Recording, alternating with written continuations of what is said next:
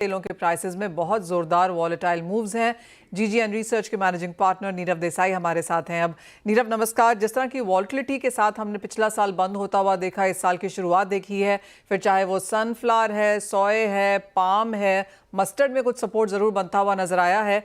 लेकिन जिस तरह से बात है कि शायद 15 साल में पहली बार एमएसपी के नीचे सोया के प्राइसेस यहां पर फिसलते हुए नजर आए, पाम में इतनी वॉलेटिलिटी है। As an edible oil sector कैसे देखते हैं आप ये मार्केट्स 2025 के लिहाज से? नहीं, डेफिनेट है। जैसे आपने कहा, बहुत ही यूनिक ईयर है। 15 ईयर्स के इतिहास में ऐसा नहीं हुआ कि एमएसपी के नीचे सोयाबीन बिका हो। अभी मैंने आपको एक रिपोर्ट दी थी जिसमें कि इस महीने नियरली 3.25 लाख टन ही पाम प्रोडक्ट हम इंपोर्ट करेंगे, जो कि नियरली 11 साल के निचले स्तर का मंथली इंपोर्ट ऑफ पाम रहेगा। तो बहुत ही डिफरेंट है मार्केट का सिनेरियो। पाम जो कि एक रीजनेबली लोअर एंड ऑयल रहता था, sunflower used to be the most premium, then soya and then palm. अभी उल्टा है कि palm is the most premium oil, और इसने काफी इसकी कोर डिमांड भी ब्रेक करी है। हम ऐसा मानते थे कि 5 लाख टन से नीचे का इंपोर्ट तो मंथली इसका जा ही नहीं सकता, इसकी कोर डिमांड है। बट आई थिंक इसने जो $80-100 का प्रीमियम बना लिया, इसने इसके इवन कोर डिमांड को भी चैलेंज किया है।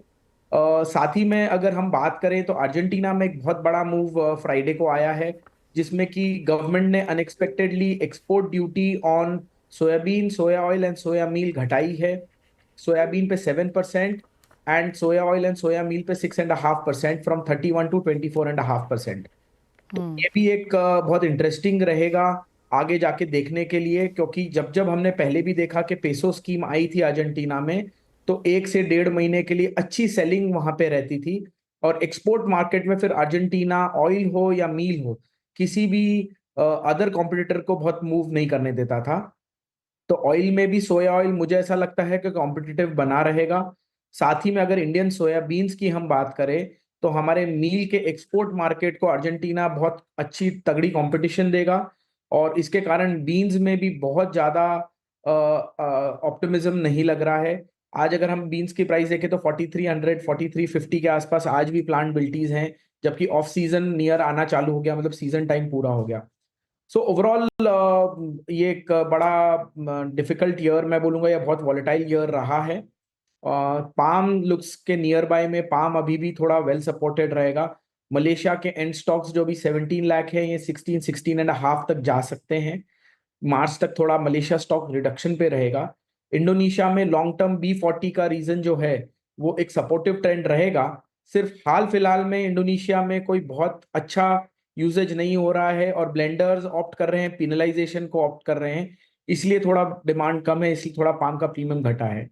सो जो महंगा तेल है वो और महंगा होने की तरफ ही रह रहा है, और जो सस्ता तेल ऑलरेडी है उसमें कहीं ना कहीं और कॉस्ट एडवांटेज आया है। तो बहुत इंटरेस्टिंग टाइम है लगता ये है देखने का। पाम, आपको लगता है कि या लेकिन अब एक रेंज में आएगा नीरव? कोई रेंज देख रहे हैं आप अब पाम ऑयल प्राइसेस में? डेफिनेट है कि मार्केट ओवरऑल एक रेंज में आ गया है, क्योंकि जैसे हमने देखा कि इंडिया ने कोर डिमांड से भी नीचे गए, तो कहीं ना कहीं डिमांड डिस्ट्रक्शन इसमें हो रहा है। और ओवरऑल अगर हम सारे पैरामीटर्स को देख रहे हैं, तो एक कंसोलिडेशन होके एक रेंज बन गई है। आज 1150-1160 डॉलर के ऊपर में स्पॉट पाम ऑयल बहुत बढ़ नहीं पा रहा है। सामने अगर हम बीन ऑयल की बात करें कि जो नियर बाय का 1080-1100 डॉलर के आसपास है, वो भी कोई 1050-60 के नीचे नहीं जा पा रहा है नियर बाय का। फॉरवर्ड का भी ऑयल जो पहले 1000 के नीचे गया था, वो $1000 के आसपास में सपोर्ट ले रहा है। तो एक रेंज बन गई है। नीचे में सोया oil 1020 dollars on forward months, and palm near by में प्रीमियम में भी 1150-1160। तो एक ये रेंज में ही मार्केट चल रहा है। मेरे डायरेक्टर अभी यहाँ पर सोया ऑयल के प्राइसेस दिखा रहे थे जो कि सस्पेंशन में हैं, और वो शायद एक हिंट है, क्या ये वापस आने वाले हैं एट ऑल? आपने किस तरह की कॉन्वर्सेशंस आप लोगों की हैं? आपको लगता है कि वो 31 जनवरी की डेट जब खत्म हो जाएगी, क्या 1 फरवरी से हम ये सारी कमोडिटीज वापस डेरिवेटिव्स में आता हुआ देखेंगे? देखिए, कहना डिफिकल्ट है, बहुत क्लियर ये गवर्नमेंट का कॉल रहेगा। बट अगर एज एन इंडस्ट्री हम बात करें, तो ये बहुत ज्यादा एसेंशियल है कि ये फ्यूचर्स हमारे यहाँ रहे। बहुत इंपॉर्टेंट है रिस्क मैनेजमेंट के लिए। आज की तारीख में हम करीब 90 लाख टन पाम इंपोर्ट करते हैं, करीब 35 लाख टन से 40 lakh tonne soya oil import करते हैं, करीब 30 से 35 lakh tonne sunflower oil import करते हैं। हमारे पास कोई हेजिंग मैकेनिज्म ही नहीं है जो इंपोर्टर है।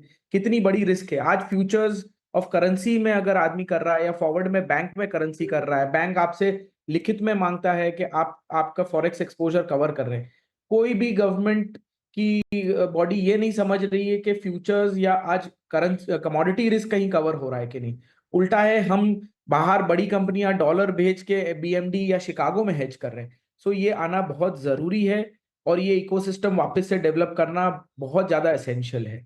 साथ ही में बजट से ये एक्सपेक्टेशन इंडस्ट्री का है कि सीपीओ या crude oil and refined oils का डिफरेंशियल भी थोड़ा बढ़ाना चाहिए, ताकि एटलीस्ट डोमेस्टिक रिफाइनिंग इंडस्ट्री जो परेशानी में है वो थोड़ी सी बेटर सिचुएशन में। एब्सोल्युटली। एक फाइनल सवाल यहाँ पर हम एक चीज़ जो बजट में हमेशा कवर होती है वो सेल्फ सफिशिएंसी, आत्मनिर्भरता की बात होती है। आपको लगता है कि वो मुद्दा फिर उठेगा इस बजट में? 100% उठेगा, क्योंकि मैंने आपको जैसे बोला इतना बड़ा इंपोर्ट का नंबर है, इतना बड़ा आउटफ्लो है। ऑलरेडी हम देख रहे हैं कि हमारा फॉरेक्स रिजर्व भी रिड्यूस हो रहा है। तो ये एक बहुत इंपॉर्टेंट फैक्टर रहेगा। इंडिया की डिमांड ग्रो ही करती रहेगी क्योंकि हमारी इतनी अच्छी पॉपुलेशन है और हमारा कहीं ना कहीं पर कैपिटा कंजम्पशन में अभी भी पोटेंशियल है बढ़ने का।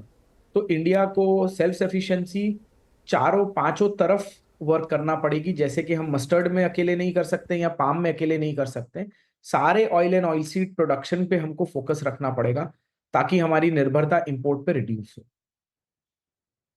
ऑल राइट नीरव, बहुत शुक्रिया साथ जुड़ने के लिए। तो क्लियरली मंथली पाम इंपोर्ट, जैसे नीरव कह रहे थे, वो एक क्लियरली एक हेडलाइन है कि सबसे कम हमने इंपोर्ट महीने के तौर पर होता हुआ देखा है पिछले 11 सालों में। डिमांड डिस्ट्रक्शन है लेकिन प्राइसेस अब शायद टॉप कर चुके हैं, यहाँ पर एक रेंज में बनी रह सकती है बात। ऑफकोर्स इंडोनेशिया क्या करता है B40 के साथ वो देखना होगा, लेकिन वो 2-3 चीज़ें जो बजट एक्सपेक्टेशंस में हैं वो अगर इंडस्ट्री को मिल जाए तो क्लियरली जो गवर्नमेंट का एजेंडा है इंडस्ट्री भी थोड़ा सा एट ईज फील करेगी। वेल, इसी के साथ एक ब्रेक का समय